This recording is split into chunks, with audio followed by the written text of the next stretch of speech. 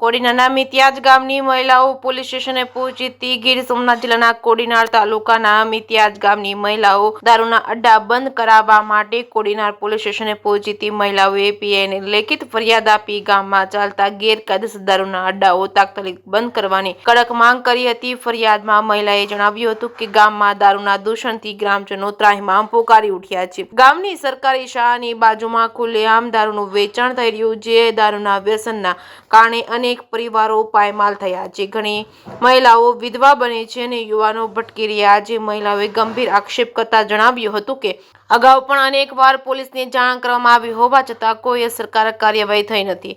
તેમણે કોઈ શંકા કે કેટલાક બુટલેગરો સાથે હપ્તાની ગોઠવણી થઈ હોય તેમ લાગે છે। પોલીસે મહિલાઓની રજૂઆત સાંભળી કડક કાર્યવાહી કરવાની ખાતરી આપી છે। હવે કોડીનાર પોલીસ ખરેખર કડક કાર્યવાહી કરે છે કે કેમ તે હવે જોવું રહ્યું છે। કે સિંહ સાથે સબીર સેલોત, કોડીનાર।